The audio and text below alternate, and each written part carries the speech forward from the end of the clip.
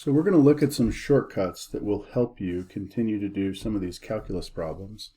And it goes back to Algebra 2 and Pre-Calc, where if we have a graph and we have an exponent that's not written, there's an understood 1 power, 1 power, and 1 power.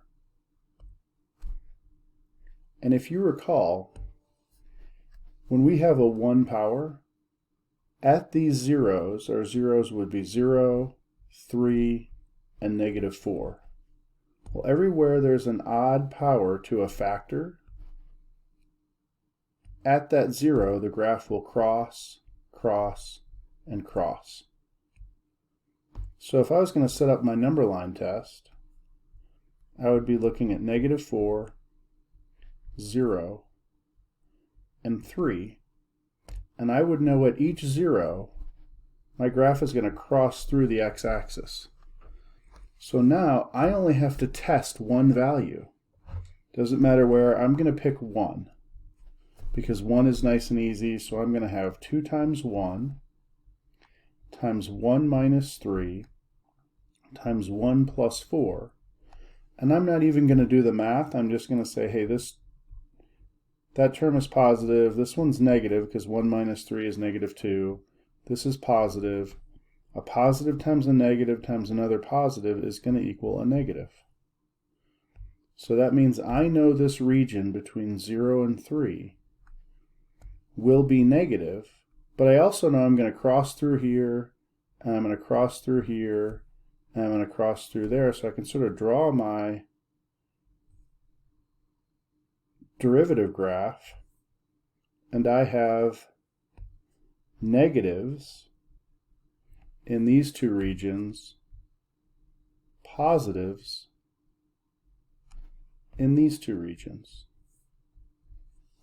I can also see things like, oh, I'm going from negative to positive. This would be a min. This would be a max at 0. This would be another min, etc.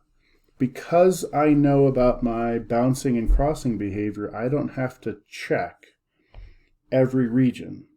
Now let's look at another one. Here's an even exponent. Here's an even. Here's an unwritten 1, so that's odd.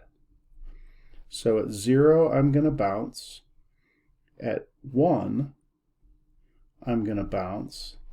And at negative 1, I'm going to cross. So I'll draw my number line.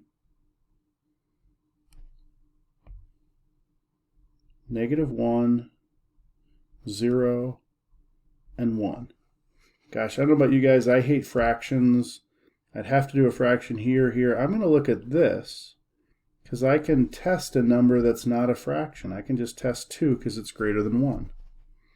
So 3 times 2 squared, 2 minus 1, 2 plus 1. And again, we said that we were going to bounce at 1, we're going to bounce at 0, and we're going to cross at negative 1. So now let's see what happens at 2. Positive, positive, positive. So my derivative is positive. This is a positive. So I'm coming in and I bounce back into the positive range. Here's another positive.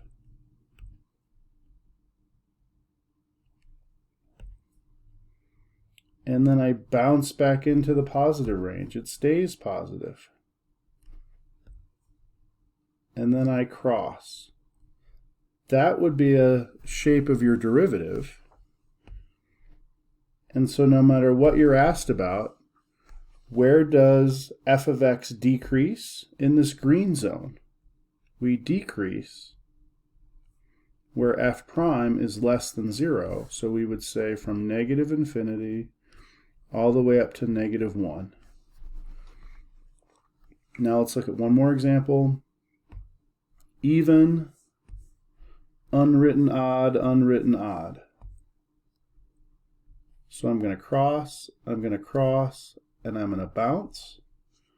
Where am I going to cross bounce? At 4, at negative 3, and at positive 1. I draw my number line,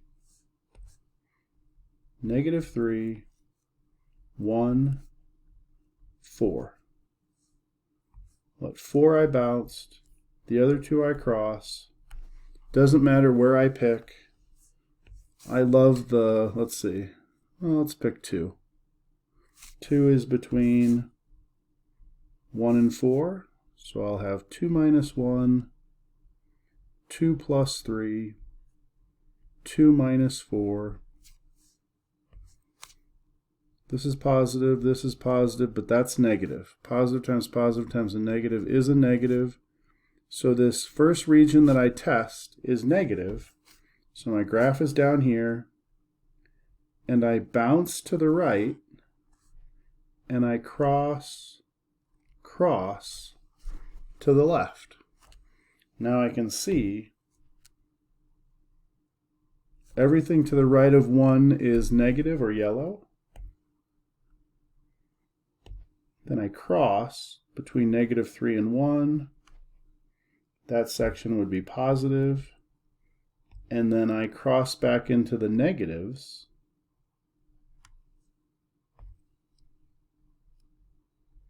Between -infinity and -3. Here would be a min at x equals -3. At 1 I'd have a max. And at 4 I wouldn't have either. I'd have this thing called a plateau. It would be going decreasing, level off, and go down some more. So now to take it one last step, hey, if I've got a min at -3, let's draw one. I've got a max at 1, let's draw one. And then I've got this little plateau thing at 4. So I come over, I level off at 4, and I go down forever. I've just made a sketch of my original function. Here's -3, here's x equals 1, and here's this plateau at x equals 4. That's how you can use f prime and bounce, cross behavior to save time.